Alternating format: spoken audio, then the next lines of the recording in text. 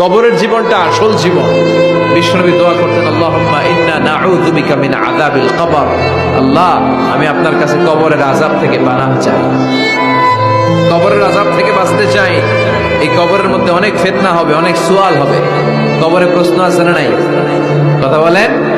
প্রথম প্রশ্ন জিজ্ঞেস করা হবে, মার রব্বুক, তোমার রব কে? বলেন, আমাদের রব কে? ওয়া মা দীনুক, তোমার ধর্ম কি? বিষ্ণুবীর চেহারা দেখিয়ে বলা হবে, তাআরিফু মান হাযা রাজুল, এই লোকটারে চিনো? আমরা কি বলবো? আমরা চিনি, উনি আমাদের প্রিয় রাসূল মুহাম্মদুর রাসূলুল্লাহ সাল্লাল্লাহু আলাইহি ওয়াসাল্লাম। এরপরে জিজ্ঞেস করা হবে, এগুলো কোত্থেকে শিখলা? আমরা বলবো, কোরআন থেকে। ফায়ুফসাহু লাহু কবরুহু ৭০ যিরাআন। সুন্দর সুন্দর উত্তর করতে পারলে আপনার কবরটারে ৭০ হাত লম্বা করে দেয়া হবে। ইফতাহু লাহু বাবুন ইলাল জান্নাহ, জান্নাতের দিকে একটা দরজা লাগিয়ে